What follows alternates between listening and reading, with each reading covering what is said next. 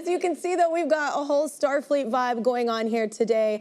That is because this year marks the 60th anniversary of the iconic Star Trek franchise. The original series with William Shatner and Leonard Nimoy debuted in 1966 and has led to countless spin-offs, movies, and Comic-Con costumes. Now, a new series, it's so good. And it has got to be so expensive because it looks expensive. Anyway, it is called Star Trek Starfleet Academy. They joined the franchise as well, which brings us to our first guest, whom we love. She is an Oscar winner, Golden Globe winner, and two-time Emmy winner, who you know from movies like The Piano, Raising Arizona, and Broadcast News. She's incredible. She's also got one of the most recognizable talking voices ever. My family, we love Elastigirl. Anyway, you can see her now in Star Trek Starfleet Academy. It's streaming on Paramount Plus with new episodes every Thursday.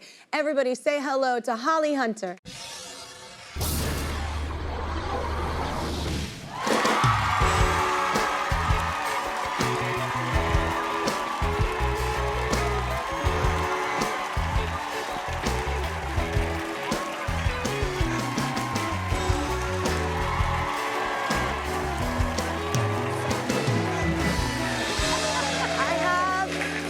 That was too much. Spinning chair, and no, it's not too much. I love you, and I love it. Today I'm cheating. My shoes are so high, and we're both. I don't know how tall you are. I'm not far from you. 5'2". I'm 5'3", but I'm really cheating today, and We're so cheating. I felt like a tree standing next to you.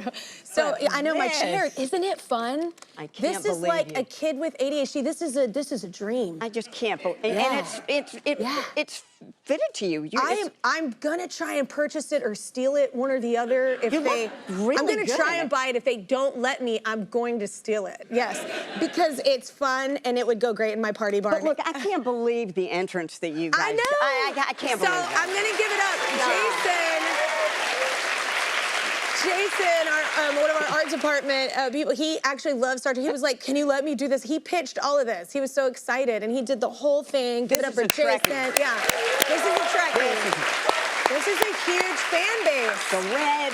I mean, speaking of blue. Trekkies, were you a little afraid? Like, this is kind of one of those, you know, those fan bases that you're like a little intimidated by because it's so vast. Like, were you? I think it's going to be really exciting. Oh, they're actually. gonna freak out. I love it. Oh my God, my chair. Now, mine doesn't do that. I came but in. I'd like for it to. Yeah. It was like Elaine from Seinfeld. It was just totally invasive of your space.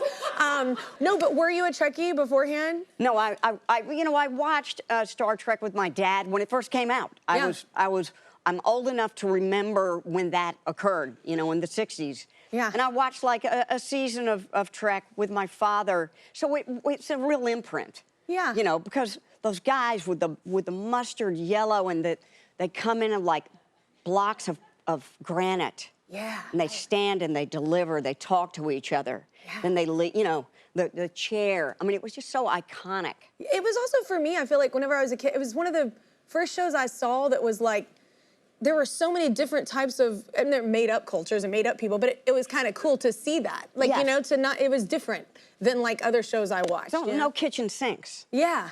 No phone with the cord, like in Roseanne. You're in the other room. Anyway. No. So your Aliens. husband, though, your husband was a Trekkie, right? He was excited about this, right? Well, you know, so I get the script. You know, this script just came with an offer, and I was like, oh yeah, I don't even know what this is. You know, I'm reading it, and he says, so what's it like? Because he knew it was Star Trek. Yeah. And I said, well, it seems like I'm like the head of a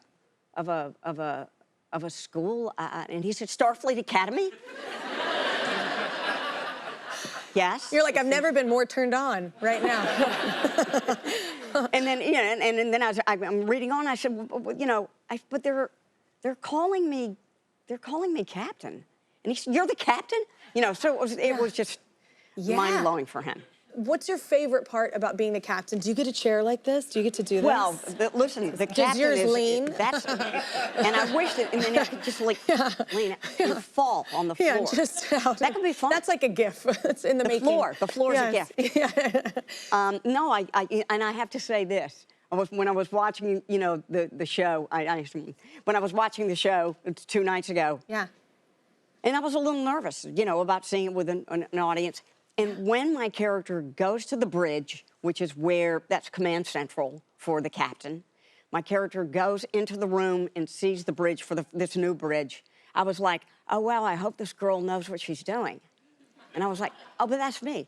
But it was kind of out of body. I got scared. Like, I was like, oh, wow, I hope she knows how to do this.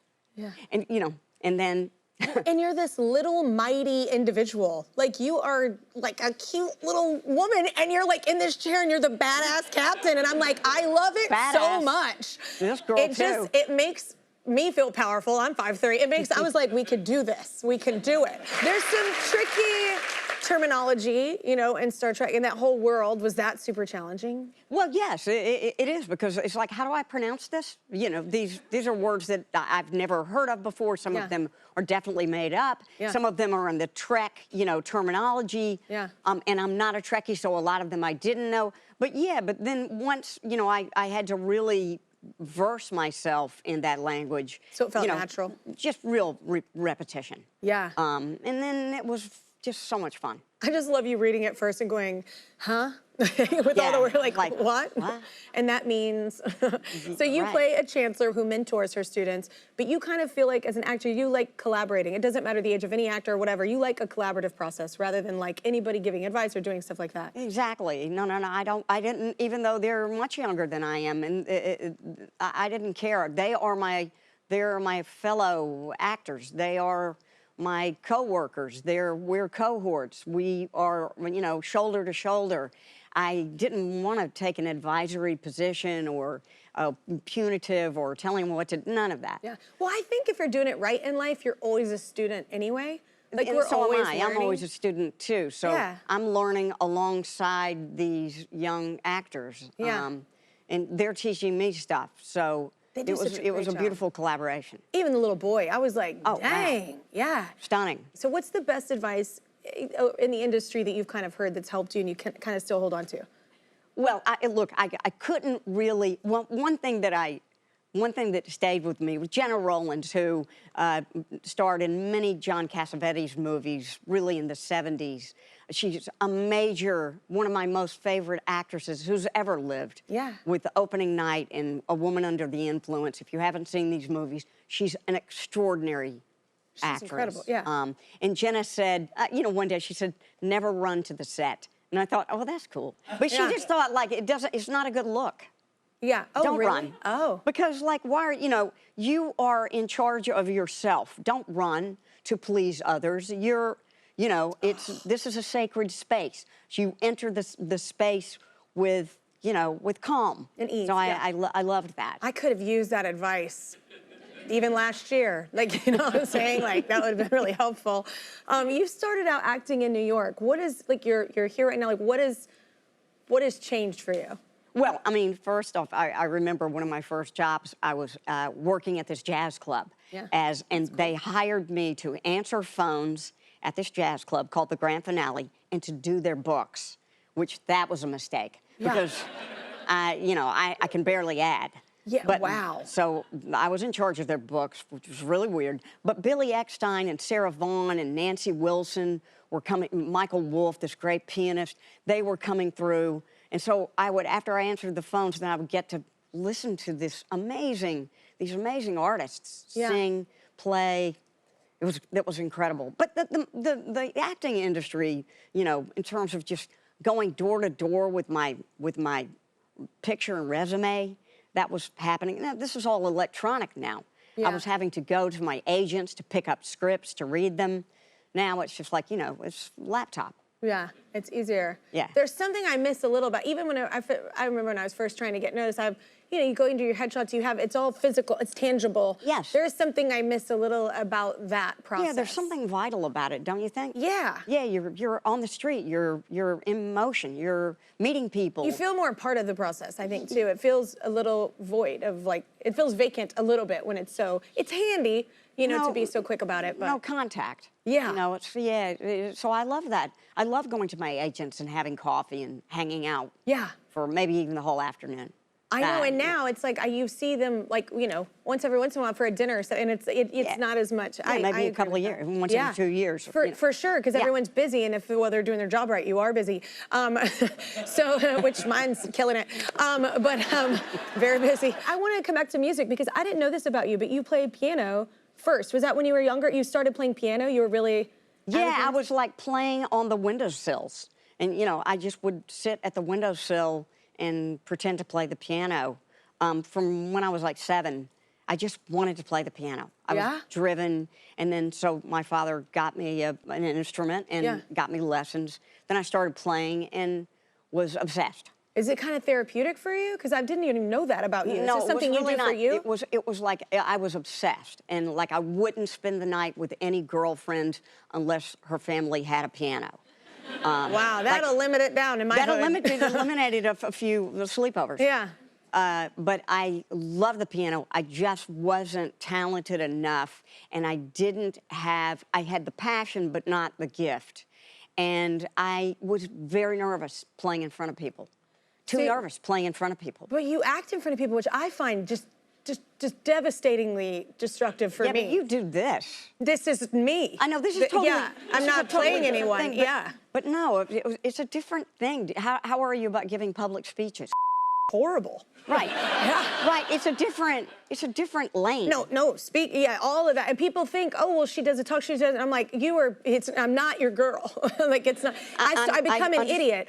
I can sing, I can do things for me, but it is a different, even though it's all art, and even though it's all speaking, or even though it's all, I'm very personable, there are things that terrify me, Yes, I totally understand. Yeah. So. And I'm not that person that's like, oh, I feel challenged, so I'm gonna push myself.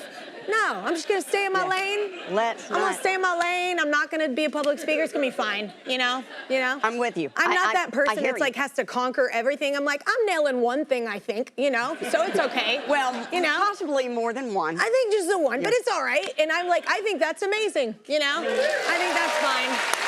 But it is awesome to meet these people that really challenge themselves and, you know, want to be behind the scenes and want to do all these things. I'm going to come to something now that's incredible. You went on to be nominated for 4 Oscars, which is incredible. And you're so talented. Literally, if your name is on the thing, I will watch it. Because you start to fall in love, with people that, just artists that you adore, that you're like, oh, I just know they're going to be a part of something great, you know? Like you're one of those people. And is it true though that on the way to, this happened to me for an award show once, but your car broke down once? Like whenever the car that you were in like broke down on the way to the Oscars? Well, it was the Oscars. It was the first time that I'd been nominated, and it was for broadcast news, and it was not organized well. They were at a new venue. Yeah. And so all the limos stalled. All the limos, they ran out of gas or they overheated, and all the limos were just backed up down this huge street. I mean, you know, 35, 40 limos. Nobody could get until people, I saw Glenn Close. She was like 8 months pregnant. She was presenting an award at the beginning of the show, and I saw her running. Unlike what Gena said. She didn't hear Gena. Yeah, she didn't. Yeah. She was running to make the broadcast. Yeah. And so then people started getting out of their limos and walking. Oh, that would have been so stressful and kind of fun. So that was for broadcast news. So what stuck with you about making that? It's so great. It's still one of my favorites that I go back and watch and just fall in love with it all over again. I remember when we were rehearsing broadcast news, we rehearsed for like 6 weeks. I was with Bill Hurt, who was amazing, and one of my mentors. Yeah. And we were in the middle of rehearsing, and he said, and I was sick, and he said, the reason why you're sick is because you're scared. Oh, I got you. And I went. He called you out. He called me out, but he called me out because he's an actor, and he said, I know what that is. I understand. Yeah. Fear. And he said, you're always going to be scared. He said, I'm never not scared. You will make friends with that. Make friends with being scared, because you're never going to ankle it. It'll be with you, and you will negotiate with it. And it was that was great advice. Some of the greatest advice I've ever been given, because I actually never have lost my fear. And it's like shake hands with your dragons. That's kind of what I've done. Yeah. I want a dragon. Okay, do you realize I'm such a child? We need another break. We are joined by Holly's co-stars in the new Star Trek Starfleet Academy series next. Stay right here. Please welcome George Hawkins, Kerrice Brooks, and Sandro Rosta.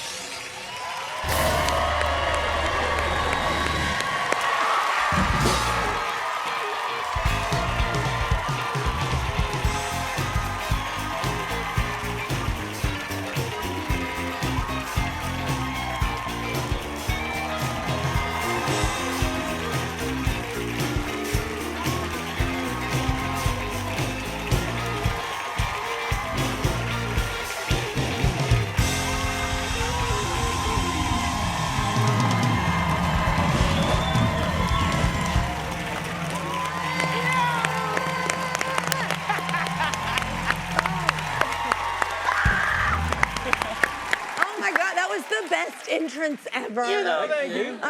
You're gonna beam me in. Watch this. Thank you. Cool. We have rehearsal. Dude, congratulations. Thank you. It's such a great show. Thank you.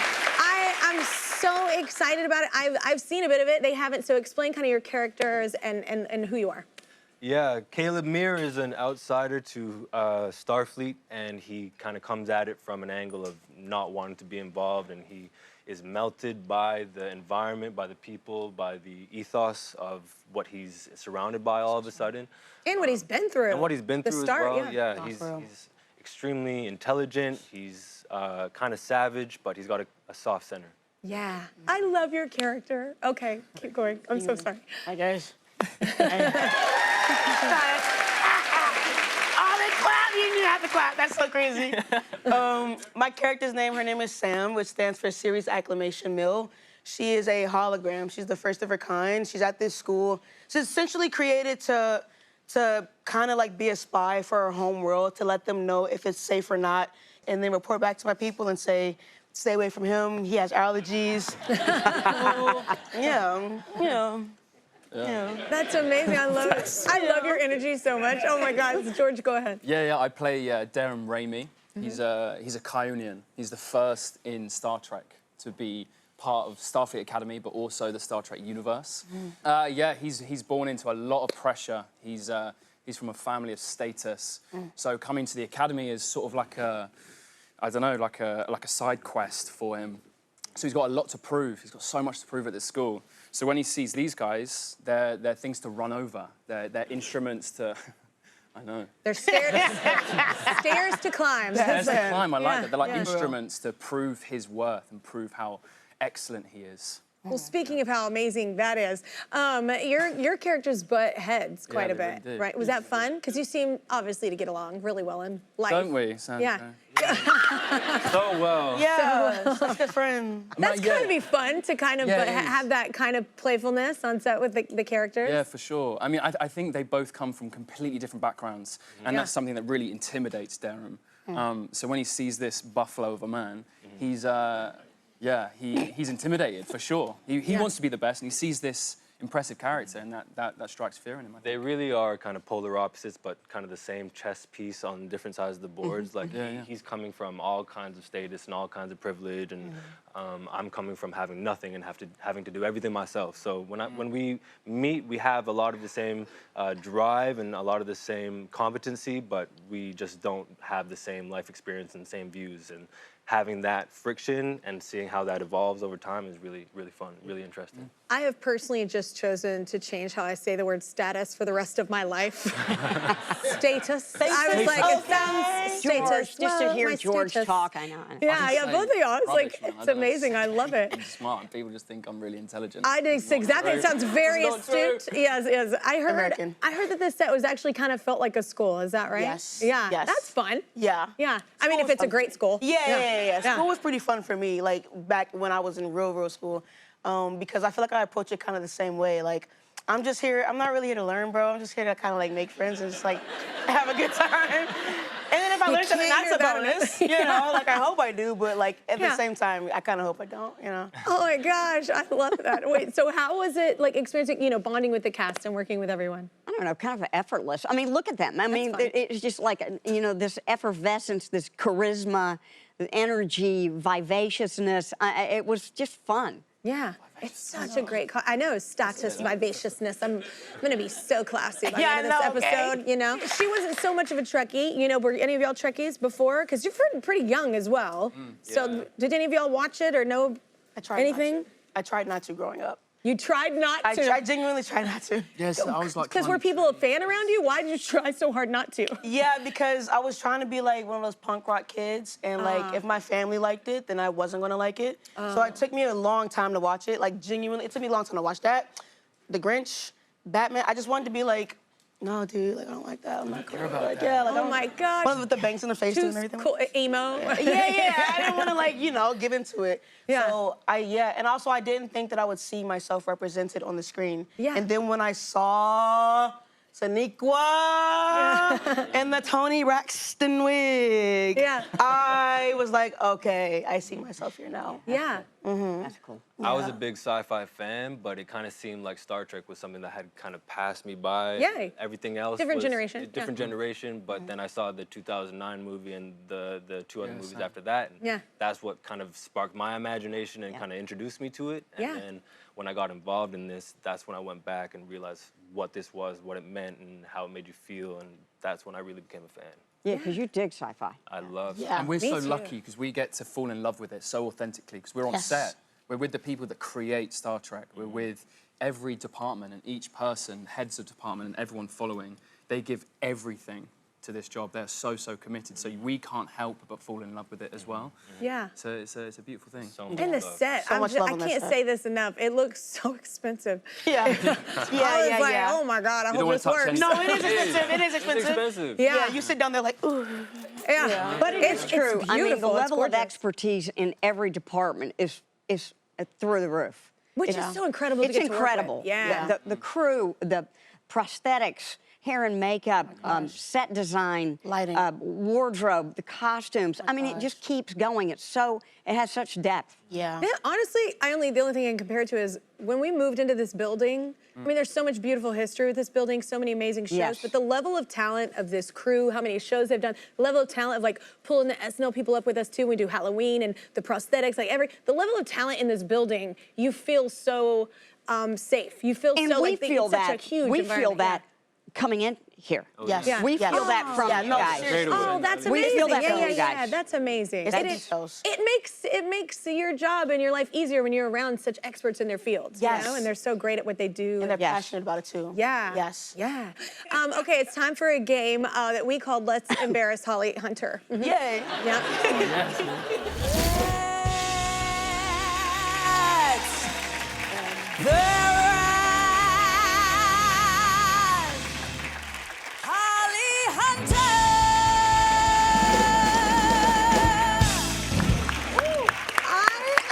And with the legs crossed? I know with the legs, Okay. she's badass. Jess is badass. That was Okay. incredibly funny. That was my first time hearing it. I didn't know where that was coming from. Yeah. Oh my God. From the first, the vow of let's, it's a crazy fun experience. Okay, so what was your experience learning from Holly and just working with her? Very colorful. I would say, I feel like it was like a rainbow. I feel like I learned so many, like a true bag of Skittles. I feel like I learned so much just from how to also act, but how to conduct yourself and how to lead a set with grace and humility, but also groundedness and command. I mean, not the, like I know command, but actually. But I didn't even get it. You know, See that one coming, yeah. she's fast. She's a little quick. Yeah. But actually, though, like seriously, it was a masterclass and it was beautiful to watch. And I feel like I'll take all these lessons with me for the rest of my career, but also like my life and how to lead around. That's incredible. What a fun experience to have, because they're not all positive like that in our industry. So that's an incredible experience to have. You have quite a bit of scenes with her, like especially in the do, yeah. beginning. What was your experience like? Well, from day one, I mean, I was coming into it like green as I can get. And she just held me in that space and made me feel like I was welcome, made me feel like I was in the right spot. And there was never a moment where I felt like we weren't able to just collaborate, you know? And there was so many times when I could just focus on what was happening with us, Yes. and everything else could disappear. And I think that was the main lesson. It was a lesson in generosity. I think that was what carried me through the rest of the filming process. Yeah, and when everybody's so supportive like that, you're gonna get the best out of everybody, you know? And it's not a hostile environment, it's not an ego environment, you know, an environment filled with ego or anything. I don't know, I think everybody starts to flourish a little bit more. What about you, George? Yeah, I was very lucky. Me and Holly got to sit. I think it was the second time we ever met, and we sat in the production office, and George we just sat for like 2.5 hours. asked me tons of questions. Yeah. He Give me all said, the I want information. time with you. Yeah. And I think, you're right. Everything everyone said is just, you lead by example. I'm going to stare you in the eyes when I tell you this. Yeah. You lead by example, I think, and you speak about something called the sacredness of set. And the sacredness, there's a bubble, and it's the actor's responsibility to keep that bubble of creativity buoyant. And it's no one else's. Everyone else is there to get the job done, and we're there to create the story. Yeah. And everything you do is intentional. It's, we've learned so much from you just through osmosis, just by being around you. Yeah, absolutely. Well, let's do a quick break. Give it up once more for the cast of the Star Trek Starfleet Academy series that is streaming on Paramount Plus with new episodes every Thursday. It's really good. You'll gotta check it out.